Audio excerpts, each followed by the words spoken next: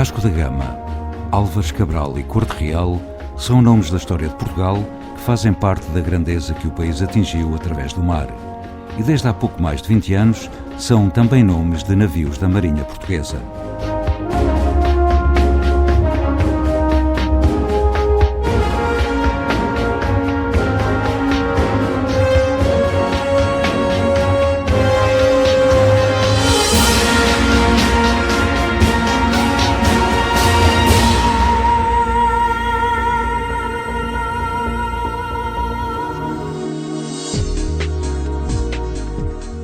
O projeto, que daria origem às fragatas da classe Vasco da Gama, teve início na década de 70.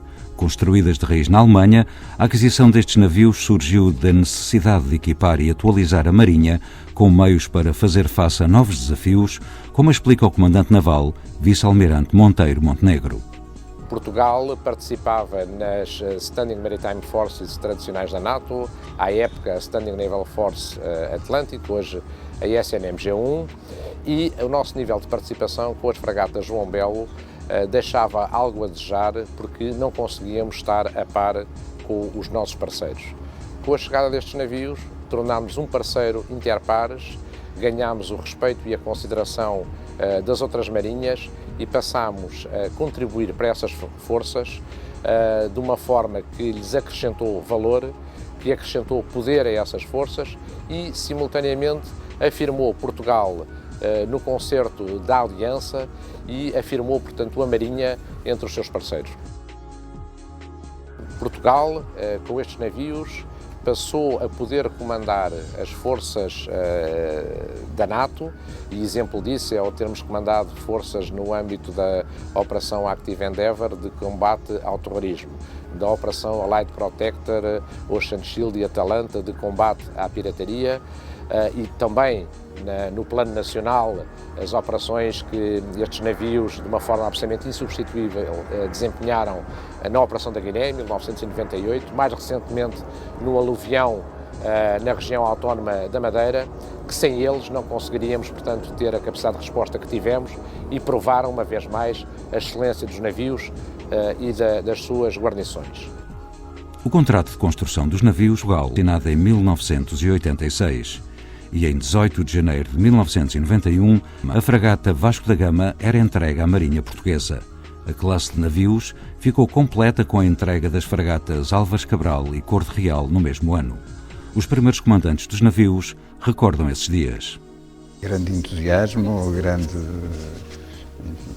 muito grande, lembro-me ainda hoje perfeitamente, foi num dia da Marinha de 1988, então o superintendente pessoal, o almirante Sargeiro, veio falar comigo e dizer que era a intenção da Marinha nomear para comandante da Vasco da Gama, portanto é evidente que nem pestanejei, disse logo que sim. Era uma realidade completamente diferente. Por um lado, a parte, enfim, toda a questão técnica estava presente, mas aí a Marinha fez uma preparação muito atempada, desde a Escola Naval aos cursos de formação técnica, as especialidades, etc. E, portanto, aí não houve grandes dificuldades e até para a admiração de muita gente, dos estaleiros e pelas fábricas para onde se passou, ficavam admirados por ver a vontade com que estas coisas de eletrónica então, eram tratadas, portanto aí as coisas eram relativamente simples. 18 de janeiro de 1991, um dia horrorosamente frio, em que alguns elementos da guarnição iam ficando petrificados no cais, e quando foi, enfim, dada a ordem para avançar para o navio, foi com algum custo que algumas pernas andaram, mas enfim, foi a partir desse dia 18 de janeiro de 91 que a gente começou a verdadeira aventura, que foi tomar conta de um navio que pela primeira vez era entregue para o navio. O primeiro passageiro da Vasco da Gama, é verdade, é a carranca da velha Sagres, da primeira Sagres, a Sagres 1, e que, não sei se por esquecimento ou por outro motivo qualquer, seguiu a bordo da Sagres 1 quando a Sagres foi vendida a uma fundação alemã para recuperar e pô-la exatamente como ela tinha sido no início do século XX e que tinha o nome de Rijksmuseum. E um dia, numa visita ao navio, até ainda acompanhado pelo anterior SEMA, que era o Sr. Almirante Andrade Silva, foi na altura do lançamento à água, fomos visitar o navio e a certa altura demos com a carranca lá num porão, coitadito, o Infantão Henrique jazia morto naquele porão. Enfim, e a partir daí disseram, então a carranca tem que voltar, e então no dia em que a entrega do navio, o estaleiro pôs, junto da tribuna, pôs a carranca do infante e disse, faz-te o favor de levar para Portugal. Portanto, o Infante Henrique foi o primeiro passageiro da Vasco da Gama e em vez de helicópteros, porque nessa altura não havia, veio no parque de helicópteros, enfim, e cá chegou e felizmente está aqui. E no dia 14 de fevereiro foi o primeiro dia em que o navio mexeu sozinho, com a bandeira portuguesa, lá saímos de Hamburgo. Agora o dia 14 de fevereiro foi, bom, agora é que é a prova de fogo. Lembro perfeitamente, na véspera à noite, ter reunido os oficiais todos e ter perguntado um a um se achavam que o navio estava em condições e se a guarnição estava em condições de irmos para o mar. Enfim, lembro perfeitamente essa coisa de um a um ir dizendo, sim senhor, a minha área está. Enfim, foi com um certo descanso que dessa noite dormi e no outro dia de manhã lá tocámos à faina. Mas aí tivemos a primeira surpresa, é que tinha caído um nevão, uma coisa enormíssima, o navio estava todo branco e teve que se dizer ao mergulhador para saltar na água porque havia blocos de gelo entre o navio e o cais e ao pé dos hélices e não sei o quê. Foi logo a primeira,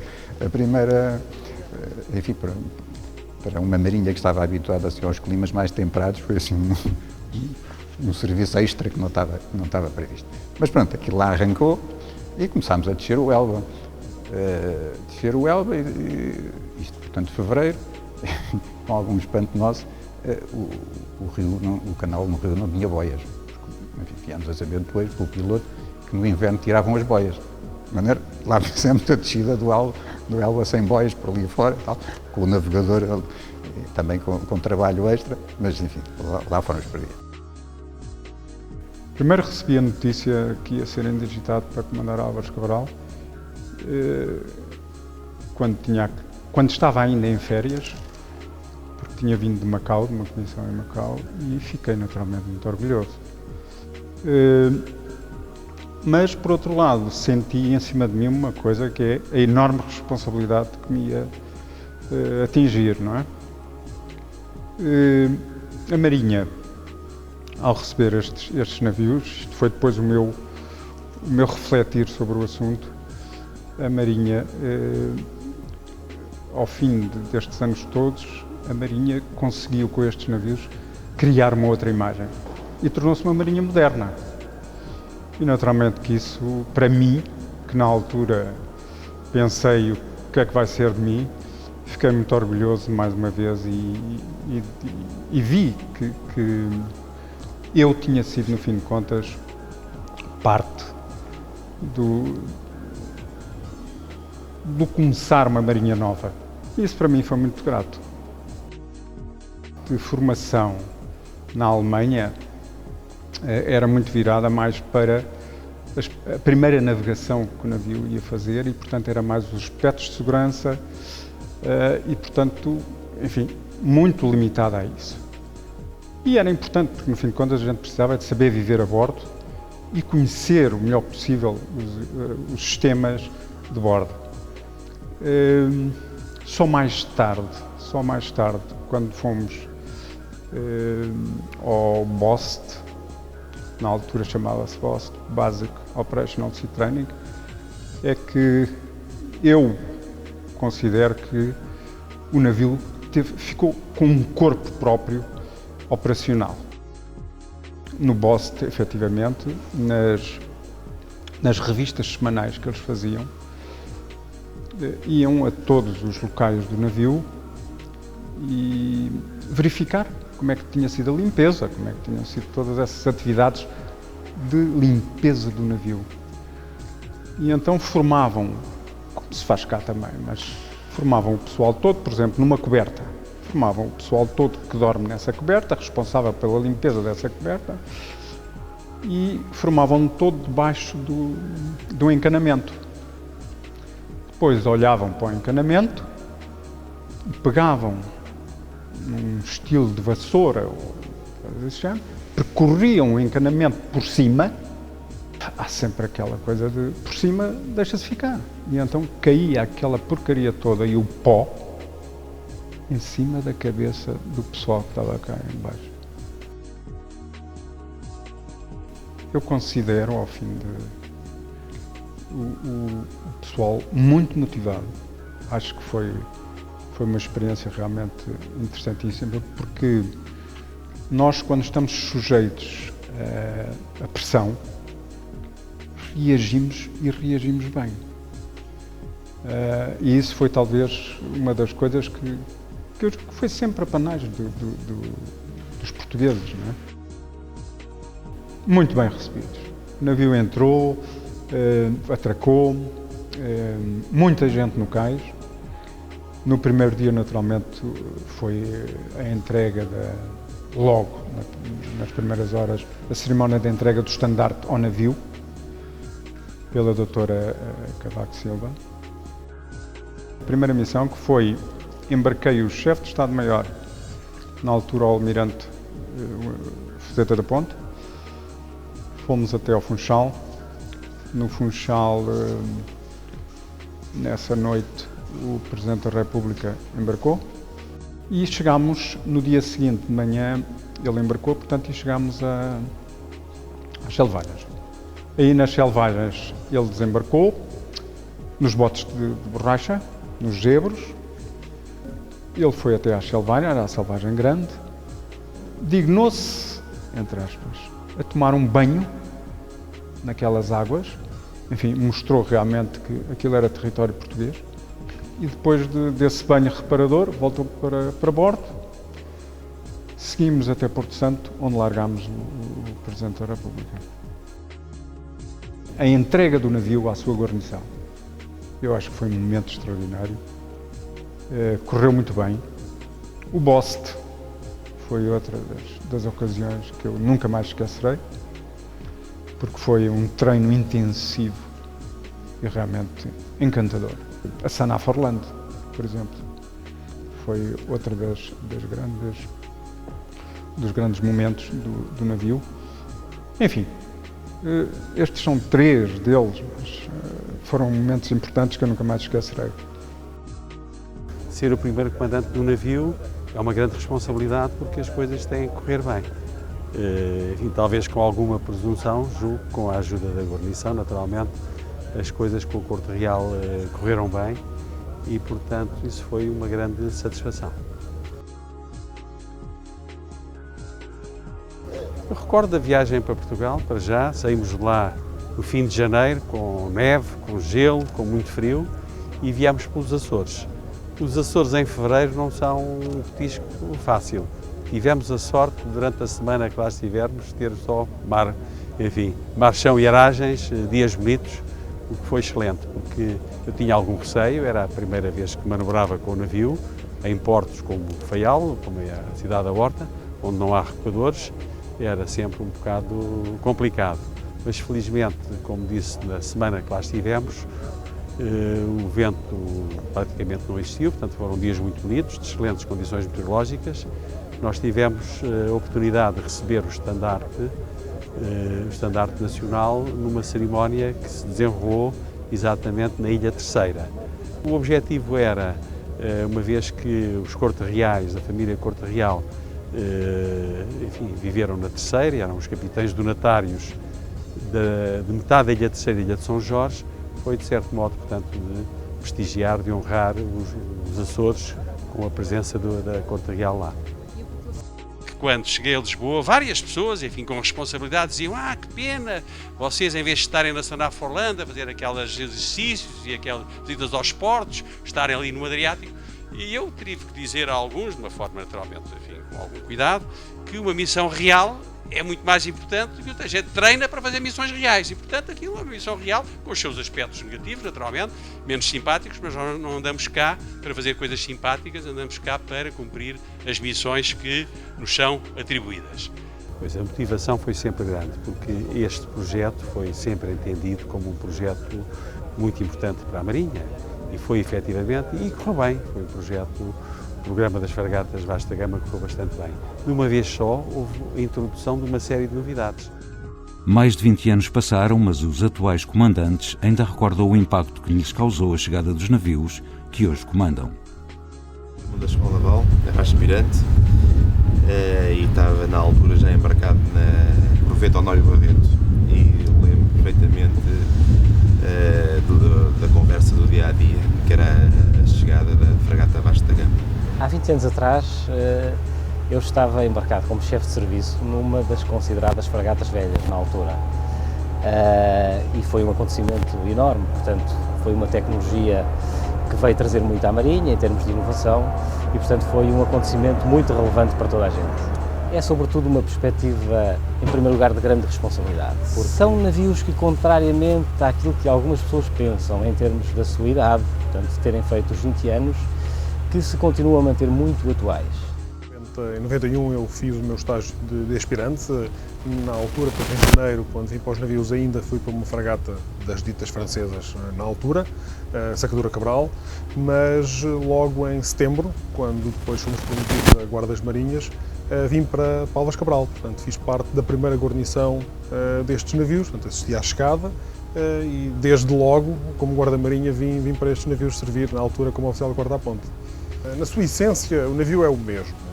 Houve, de facto, evolução em alguns dos sistemas que por via de necessidade ou para garantir uma melhor utilização, foram sujeitos a upgrades, como nós lhe chamamos, mas na sua essência o navio é o mesmo. O que é que mudou muito foram os sistemas de informação. Há 20 anos atrás, quando vim para cá, tínhamos 2 computadores. Eram 386, que já nem se lembra com certeza, e eram umas máquinas enormes que apenas davam para 2 pessoas trabalhar ao mesmo tempo. Hoje, praticamente, cada elemento da guarnição tem acesso a um computador, mesmo que não o tenha a tempo inteiro. As fragatas da classe Vasco da Gama trouxeram muitas mudanças à Marinha e às guarnições. O programa das fragatas da classe Vasco da Gama foi um programa que correu muito bem. De uma assentada, a nossa Marinha ganhou uma série de capacidades, os helicópteros, os mísseis, as turbinas a gás, enfim, o sistema de combate, o Lincoln, enfim, imensas coisas, e muita gente, enfim, tinha receio de que fosse demasiadas coisas ao mesmo tempo. Mas não foi, e não foi porque era uma guarnição motivada, uma guarnição empenhada, e felizmente tudo correu bem. Uma das coisas que mais se salienta a nível do salto tecnológico que este navio trouxe foi o helicóptero, algo que a gente nunca tinha tido na nossa marinha.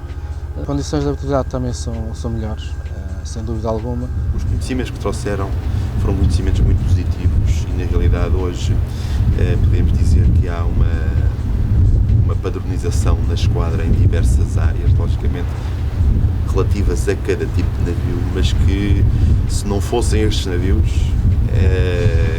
o padrão que temos hoje ou que exigimos hoje para a restante esquadra não existiria, com certeza. A maneira como o pessoal a bordo está afardado, a maneira como o pessoal atua, é uma coisa totalmente diferente. Quer dizer, enfim, foi uma evolução que sinto muito orgulho nela, por ter feito parte naturalmente dessa evolução. A grande diferença foi a vivência a bordo. A vivência a bordo de uma MEC foi um salto no escuro enormíssimo em relação aos navios anteriores.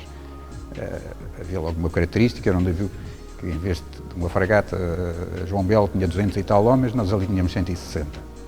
Pessoal qualificado, a Stana Forland, também a primeira.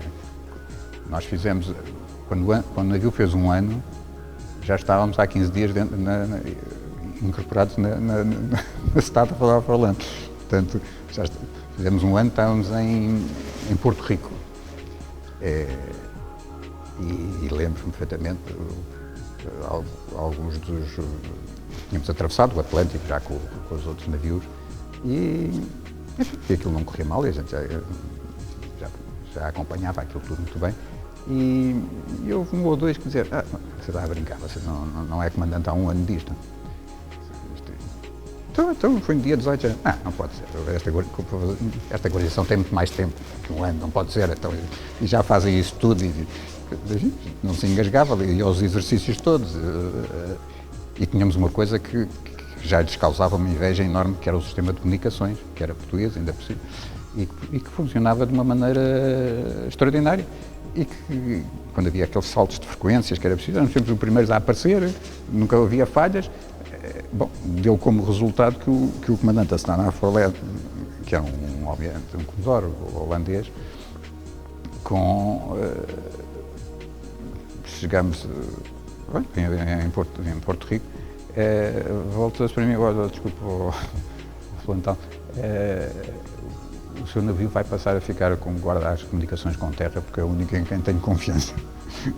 As outras marinhas já tinham passado e já tinham dado esse salto, e eu julgo que a gente estava a ficar para trás nisto. E foi a oportunidade de pôr a Marinha, porque depois não foi só os navios que mudaram, o facto dos navios mudar obrigou que a Marinha encarasse tudo de outra maneira. Aliás, era uma das coisas que nós dizíamos nos briefings quando fazíamos, atenção que há aqui coisas que para satisfazer o navio se calhar têm que mudar todas na Marinha, que era, por exemplo, a questão de não haver as vassouras de piaçaba, que quando apareceram na Alemanha levados para embarcar no navio, como um parlamento que era para entregar no navio, os alemães fizeram, nem pensem nisso, piaçabas aqui a bordo, isso é pior. Só se querem ter o ferrugem daqui a um ano e tal. Enfim, coisas disso, a alimentação os alimentos pré-preparados, nasceu aí, bom, então se tem que pré-preparar para ali, se calhar tem que preparar para todos. O não haver pessoal para ajudar das cozinhas, eram só os cozinheiros. Enfim, tudo isso obrigou a uma série de mudanças que depois mudou na Marinha. A grande diferença que se vê é nas condições de habitabilidade. Isso é notório. Uma classe João Belo com uma classe Vasta Gama não tem nada a ver. Depois é o tipo de missões que os navios fazem. São muitas e marcantes as missões em que as fragatas Vasco da Gama, Álvares Cabral e Corte Real já participaram e continuam a participar, desde Timor, Angola, à ex-Jugoslávia, Guiné-Bissau, Somália e muitos outros locais, levando sempre o nome de Portugal.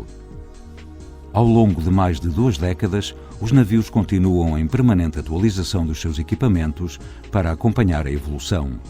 E a tecnologia nacional desenvolvida em parceria com a Marinha tem recebido bastantes elogios. Quanto me recordo, quando da aquisição dos navios, havia uma preocupação fundamental. O papel que estava reservado à Marinha Portuguesa no seio da NATO era o papel de proteção dos comboios que vinham dos Estados Unidos reforçar a Europa, isto no contexto da Guerra Fria e muito particularmente para contrariar a ameaça submarina no Atlântico, mais concretamente nos chamados shock points, de que o Estreito de Gibraltar é um exemplo. Daí, quando da sua concepção, uma particular ênfase na ameaça antissubmarina. Como tal, procurou-se a aquisição de um sonar, com melhores capacidades de detecção e, não menos importante, dotar o nosso helicóptero com capacidade de detecção, portanto, sonar, com sonar de profundidade variável e também com capacidade de poder lançar torpedos. Fruto disso, desenvolvemos, e uma vez que o sonar que foi adquirido para estes navios era um sonar canadiano, fruto disso, estabelecemos uma parceria com os canadianos que permitiu, e fomos um parceiro fundamental na evolução e no desenvolvimento, portanto, desse sonar em parceria com os canadianos, representando essa parceria uma mais-valia no sonar. Paralelamente, fomos desenvolvendo algumas capacidades, uma delas que já tinha sido iniciada, com o Sistema Integrado de Comunicações, em que a Marinha foi um motor para a indústria nacional para o desenvolvimento desse Sistema Integrado de Comunicações, o famoso SIC, o qual é hoje considerado um dos melhores sistemas integrados de comunicações do mundo, e a prova disso é que equipa diversas classes de navios de diversas marinhas. Como disse, fomos evoluindo, fomos aprendendo também a conhecer os nossos navios e fomos sentindo necessidades de por nós próprios os desenvolver. Isto é verdade em diversos campos, mas aquele mais emblemático diria que foi o desenvolvimento do projeto Singrar, feito pelo comandante Simões Marques. Projeto esse que teve em vista proporcionar ao comandante uma ferramenta que conseguisse conciliar a situação da chamada batalha interna com a situação da batalha, portanto, externa.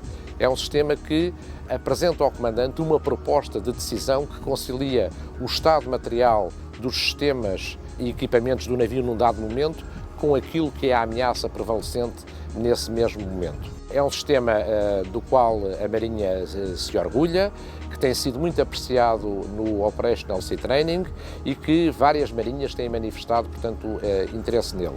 Portanto, nós não ficamos parados, nós não ficamos dependentes de terceiros, nós temos as nossas capacidades, procuramos desenvolvê-las, estamos em contínuo desenvolvimento e orgulhamos muito destes 20 anos que já decorrem da operação destes navios, continuam a ser uns navios excelentes.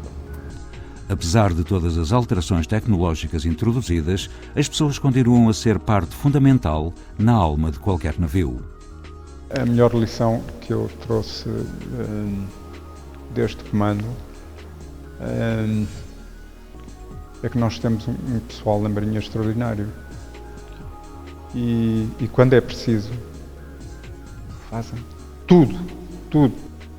A operacionalidade destes navios que estão ao nível das melhores marinhas do mundo, às vezes até níveis, padrões superiores a essas melhores marinhas, porque são realmente extraordinários.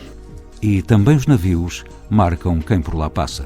Estive em casa a ver imagens, quando no dia preciso que fizemos os 20 anos da Corte Real, estive a ver imagens e fotografias que nós temos antigas, desde do navio ainda na doca seca, no dia frio que passámos, que eu ainda me lembro do dia frio que nós passámos no primeiro dia que foi entregue o navio, que eu recordo-me estar na formatura com os pés levantados, que não aguentava com o frio, mas é espetacular, tudo é espetacular estar aqui.